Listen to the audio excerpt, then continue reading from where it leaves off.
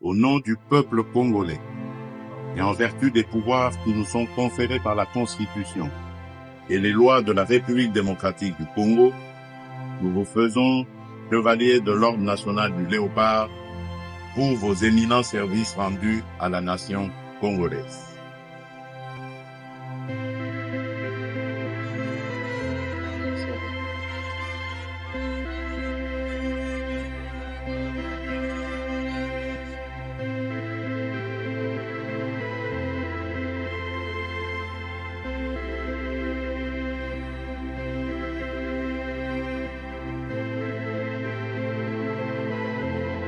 C'est avec une profonde émotion et une grande fierté nationale que je vous accueille aujourd'hui à Kinshasa pour cette cérémonie de distinction honorifique consacrée à des filles de notre pays qui, loin de la terre de leurs origines, ont su faire honneur à la République démocratique du Congo par leur parcours, leur engagement et leur réussite.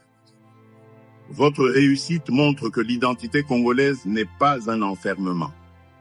Elle est une force, elle est une mémoire, une énergie, une dignité et une responsabilité. Notre pays a besoin de modèles. Notre jeunesse, celle qui vit ici comme celle qui grandit au sein de la diaspora, a besoin de repères forts.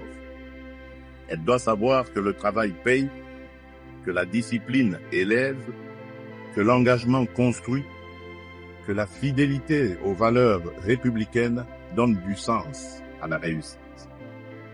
Vous êtes, mesdames, ces repères. Vous prouvez que l'on peut porter une fonction publique à l'étranger et demeurer par son parcours une fierté congolaise. Votre exemple parle à nos jeunes filles. Il parle à nos jeunes garçons. Il leur dit que l'excellence n'a pas de frontières, que l'ambition est légitime lorsqu'elle s'accompagne du travail, d'humilité et de service, et que la République démocratique du Congo a besoin de tous ses talents où qu'ils se trouvent. C'est aussi cela, le rayonnement d'un État moderne. Ce n'est pas seulement la puissance de ses institutions, la richesse de son sous-sol et l'étendue de son territoire. C'est également la valeur de ses citoyens.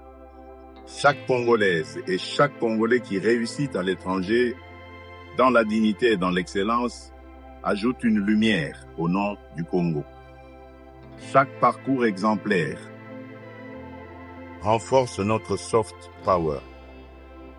Chaque réussite honnête, visible et reconnue contribue à faire respecter davantage notre pays. Mesdames, en vous décorant aujourd'hui, la République ne vous demande pas d'être parfaite. Elle vous remercie d'être exemplaire. Elle ne vous arrache pas à vos responsabilités actuelles. Elle vous rappelle simplement que le Congo vous regarde avec affection, considération et espérance. Que vive la diaspora congolaise, que vive l'amitié entre le Royaume de Belgique et la République démocratique du Congo, que Dieu bénisse la République démocratique du Congo et son peuple. Je vous remercie.